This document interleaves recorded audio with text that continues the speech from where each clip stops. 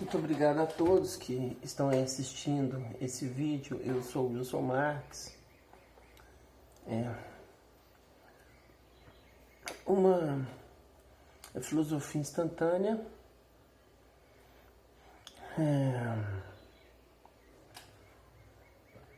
definir de forma ou cronológica ou categórica.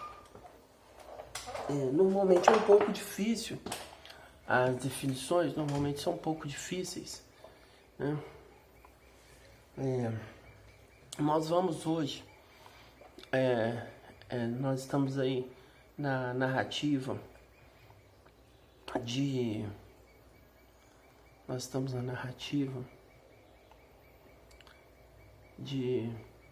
filosofia instantânea, sem senso, e eu já me referi a uma obra. Essa obra que eu me referi foi Alice no País das Maravilhas, Charles Dodgson.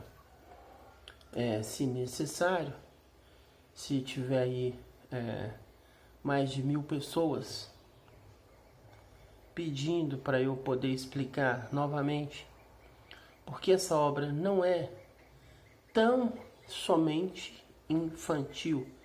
Ela pode ser infantil, mas ela não pode ser estritamente infantil. A obra Alice no País das Maravilhas. A pessoa que não conseguir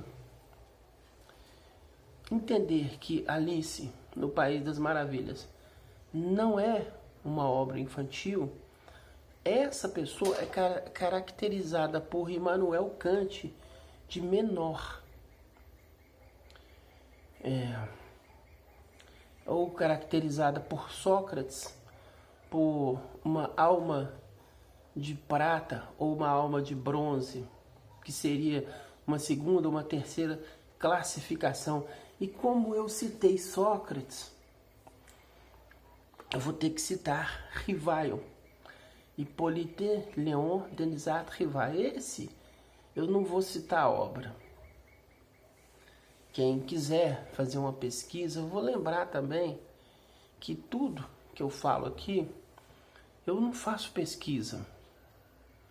Eu já li isso em algum tempo, isso brotou na minha mente, eu não sei como que eu cheguei exatamente ao... Eu sei como eu cheguei ao conteúdo intelectual que eu possuo, eu sei.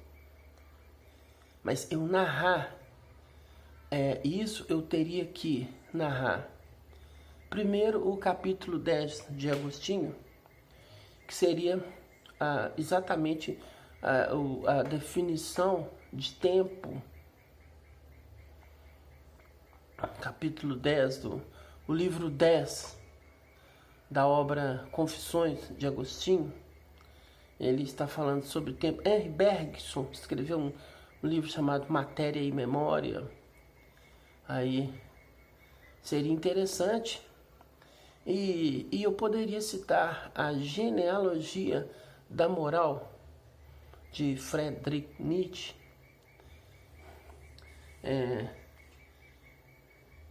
Os ídolos. O Nietzsche ele tem um apreço a essa explicação. Ele explica o que são os ídolos. E eu vou me valer de um argumento de Erasmo, para eu poder fazer essa narrativa que eu vou fazer. Então, Erasmo disse assim em sua obra, a obra não é exatamente de Erasmo, quem lê o conteúdo da obra, mas quem leu a obra vai falar assim, bom, essa obra realmente ela não é de Erasmo, não tem assim uma semelhança com Erasmo a obra, mas quem fez a obra foi Erasmo. Aí eu começo a apresentar o que é o sem senso, o no sense, mas de forma mais categórica. Eu poderia citar mais um exemplo antes da narrativa do argumento de Erasmo, Eu poderia citar um outro exemplo, Amit Goswami. Para quem não conhece, é o maior expoente que nós temos no mundo atual. Amit Goswami nós podemos considerar o maior físico vivo. Ele está bem velho, não sei se ele morreu agora, nesse minuto, mas não tive notícia do óbito do Amit Goswami. O Amit Goswami, ele tinha uma cátedra na Universidade de Calcutá, na Índia. Ele tinha uma cátedra. Para quem não sabe o que é uma cátedra, é o chefe daquela cadeira ali. No caso dele, a cadeira de físico. Só isso, tá? E Amit Goswami, de um tempo para cá, esse que é o problema, eu tive que falar essa expressão tempo, e eu, como eu falei, aí eu vou ter que narrar também alguma coisa relativa a isso, porque e aí que eu entraria no argumento de Erasmo, um elogio à loucura. Mas voltando ao Amit Goswami, ele era o catedrático da Universidade de Calcutá, na Índia, e simplesmente existe cada nicho tem sua deontologia. Então, por exemplo, os médicos, eles não vão falar assim: esse médico, o pai do fulano morreu, e ele morreu porque não poderia pôr insulina no negócio dele, porque ele era diabetes e não era pressão, e ele estava com os sintomas que era de pressão, que era de diabetes. Aí o médico lá de plantão bota insulina, né? Aí o cara morreu. Eu não sei se isso acontece, porque eu não sou especialista na área de medicina, mas eu sei que na área de medicina tem muitos, não são poucos não.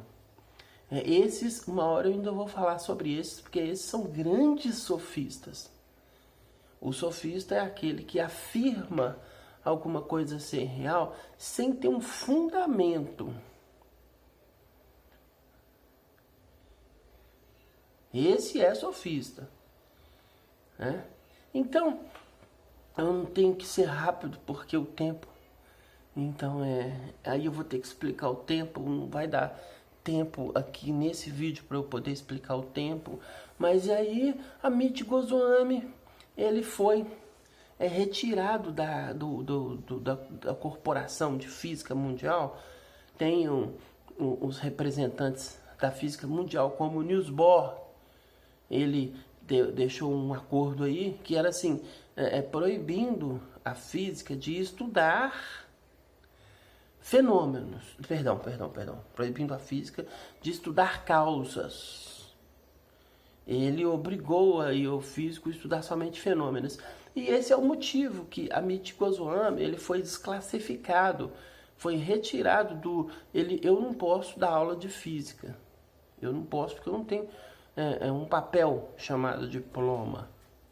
Não teve uma banca, um grupo de pessoas reunidas ali para poder me examinar, ou escutar o que eu falo, ver o que eu poderia escrever em uma lousa, ler algumas obras minhas e falar assim: ele é físico. Então, assim, por isso eu não posso dar aula, só por isso. Porque do contrário, se fosse apenas a questão do conhecimento, eu não sei. Mas eu tenho a minha opinião. Aí eu já me igualo a um catedrático, porque o catedrático, ele é idiosincrático, a opinião dele, que é aquilo que eles estão afirmando ser aquilo que é. Por como você sabe disso? Não, porque eu li na obra do não sei lá de quem, eu li lá na obra do Agatão, do Aristófanes, eu li na obra lá do Lísias, que isso aqui é isso que eu estou falando. Aí todo mundo ovacionado, cara, né? Então assim, e não tem diferença de mim, só que eu sou sincero. Eu falo assim, olha, isso aí não tem fundamento, não tem coisa no mundo que possa explicar. A não ser um fundamento idiosincrático, ou seja, o sujeito que está explicando aquilo ali, ele é só mais um idiota, nem menos idiota do que eu e nem mais idiota do que eu, ele é mais um. Ele não é idiota em tudo, naquilo ali ele tem algum conhecimento que ele chega a enganar os outros, fingindo ser sábio. Então, quando no acordo de Copenhague foi definido que a física não estudaria, então me perdoe alguém falar assim, peraí, você está chamando lá esse cara Niels Bohr de idiota? Eu falo assim, bom, fica difícil, né? A partir do momento que, quando você pega um filósofo e um físico, você vai ter que escolher, né? Você vai acreditar no físico que pegou lá um microscópio, botou no seu olho, olha esse troço aí, tá vendo? Isso aí são átomos, né? Olha ali pra cima, tá vendo? Isso aí são as nuvens, e isso, as nuvens são assim, assim, tal, blá, blá, blá, e os átomos são assim, blá, blá, blá, blá. É isso. Qual que é a diferença desse cara que tem um diploma catedrático para mim? Eu sou sincero, eu falo assim, bom, pode até ser que sejam átomos, essa coisa aí, tabela, periódica e tal, mas isso aí é feito de quê mesmo? Alguém pode narrar para mim qual que é a relação do espaço de Planck com essa tal tabelinha aí de 118 caras? Ouro, prata, chumbo, azoto, carbônio, nióbio. É difícil um físico discutir com um filósofo. Porque o físico, ele é o idiota famoso. O físico é o idiota famoso. O filósofo é o idiota chato. Né? O filósofo é assim. Então, a obra de Amit Goswami hoje, se você quiser comprar um livro do ex-catedrático, que é a Academia de Física, a Deontologia, falou assim, bom, esse cara aí não é mais físico. Esse cara aqui, ele é metafísico. O que é um metafísico? Não é que a Academia de Física fala assim, o Amit Goswami se tornou um filósofo, ou se tornou um idiota, ou se tornou um médico, ou se tornou um físico, ou se tornou um nécio, ou se tornou um jogador de futebol. Não. A Academia de Física fala assim, o Amit Goswami não fala mais o círculo de coisa, que nós fizemos aqui uma paralaxe cognitiva. Dentro da nossa paralaxe cognitiva, nós chamamos a nossa paralaxe cognitiva de física.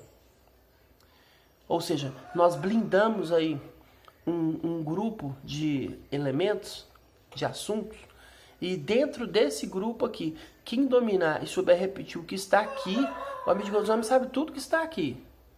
Mas por que ele não é mais físico? Porque ele tem argumentos, como, por exemplo, o colapso da função de onda, que nós ainda não definimos. O dia que nós definimos esse troço aqui, colapso da função de onda da mecânica quântica, aí sim nós vamos até avaliar se podemos aceitar o Amit Goswami se ele estiver dentro da nossa paralaxe cognitiva. Então, explicado isso, já são 13 minutos, eu tenho que voltar a falar uma coisa que eu vim falar que é importante. Aí eu vou agora fazer uma narrativa do Hipólito Londenzata e vai, mas antes eu vou definir aquilo que Plutão melhor, vamos dizer assim, Erasmo. Mas ele cita, ele fala assim, se vocês fossem Plutão, aqui nas alturas, observando os homens, poderiam encontrar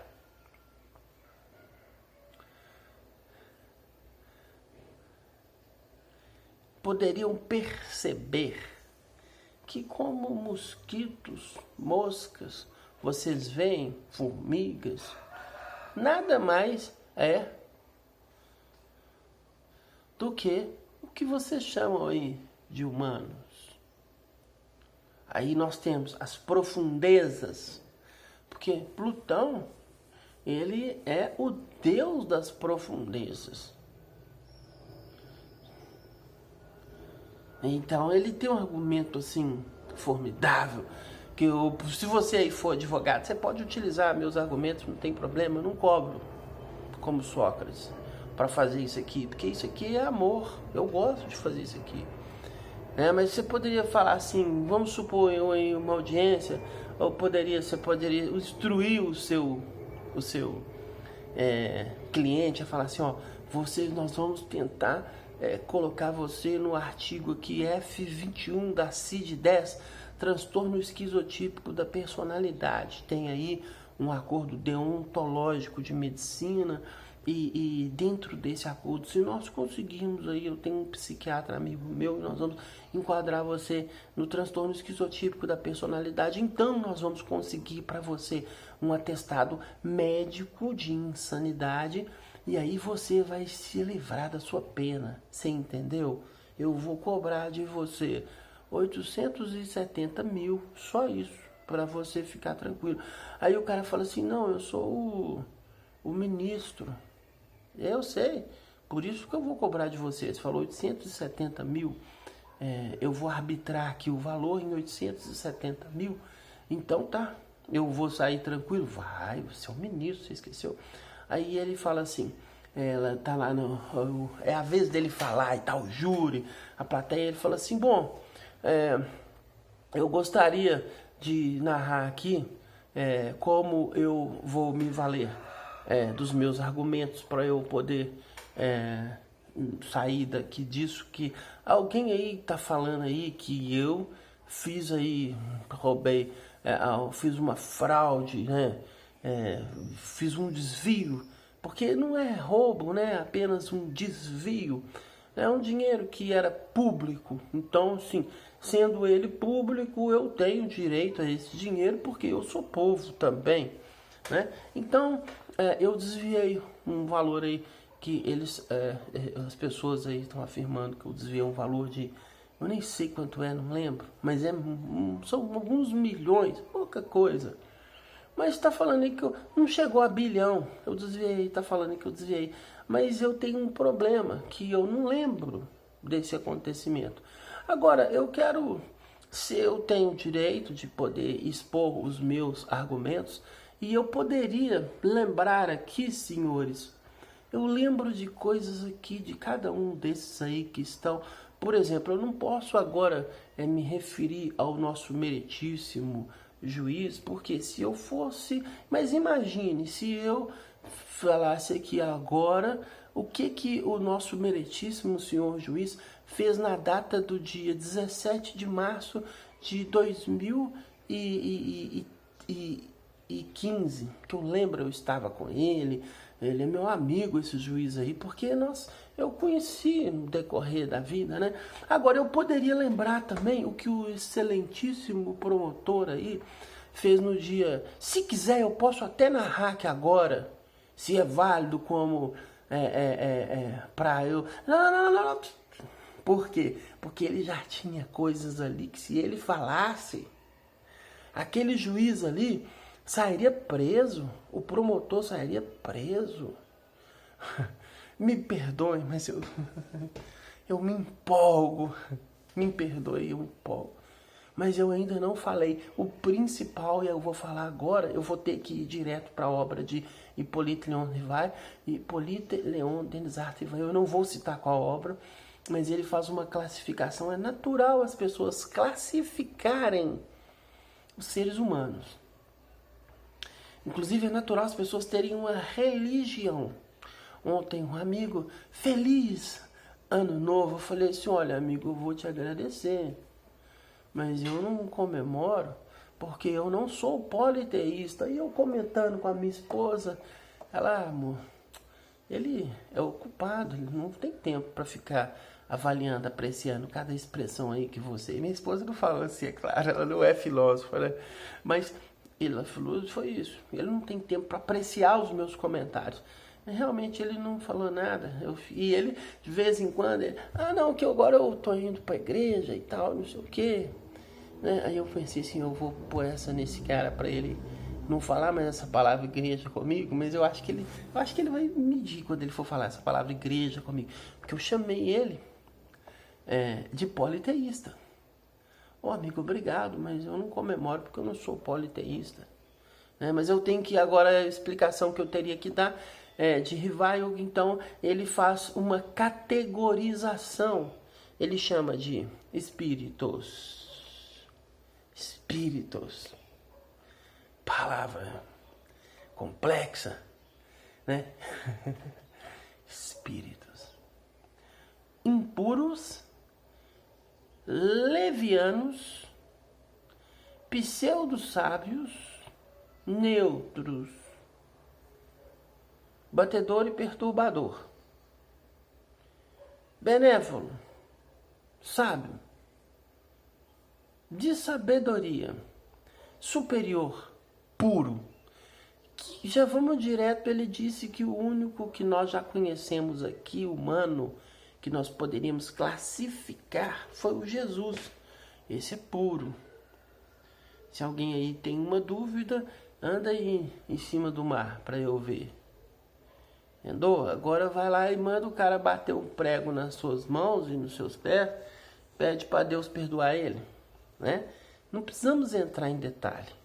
Puro, pronto, Jesus. Agora vamos lá para o contrário, o impuro. Aí nós vamos voltar descendo, classificando. Impuro. Bom, não é difícil encontrar um espírito impuro, né? Querem exemplo? Por que não Adolf Hitler? Por que não o das pessoas vivas? Eu tenho que pensar, né? Porque se eu falo assim... Mas por que não Aécio Neves ou Lula? Ou o próprio atual presidente? Por que não? Estou classificando, se alguém quiser me processar, o presidente mesmo. Ô Wilson, peraí, você chama o atual presidente de espírito impuro? Eu vou falar assim, bom, eu nem sei o que é isso, presidente. Eu vou fazer eles vão ter que me dar um atestado de F21 da CID-10, transtorno esquizotípico de personalidade, que eu represento muito bem. Então, assim, eu só falo assim, esse cara é louco, né? Então ele falou aí do senhor, presidente, mas ele é louco. Esse cara ninguém conhece, né? Mas serve, tá? Serve. E eu posso parar por aí, né? Bom, eu já peguei, mas aí eu também elogiei o presidente, né? Eu comparei ele com Hitler, com Aécio Neves, com Karl Marx. Perdão. Mas vamos continuar. Então, do impuro, nós vamos para o leviano. O leviano é aquele que ele faz coisas aí que ele não mede as consequências, não vai ser difícil você encontrar. Leviano. Aí eu estou fazendo a classificação dos espíritos e estou dando exemplo de seres humanos, porque a presunção da maioria das pessoas, pelo menos, é cristã, e todos que são cristãos acreditam ter um troço que eles chamam de alma, de espírito. Kant chamaria isso de... podemos categorizar também como espírito. Spinoza falaria assim... um agenciamento atômico, Spinoza poderia dizer assim, né? Então, assim, leviano, pseudo-sábio, impuro, leviano, pseudo-sábio, né? Aí nós estamos na 7ª classe, que o Revival dividiu em 3 ordens, 7 classes. Pseudo-sábio, nossa...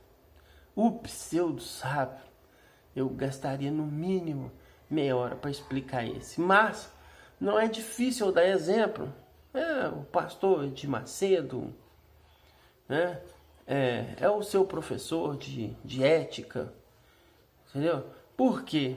Porque eles assim, eu vou me valer de Sócrates em Apologia. Ele disse assim, olha, eu aqui...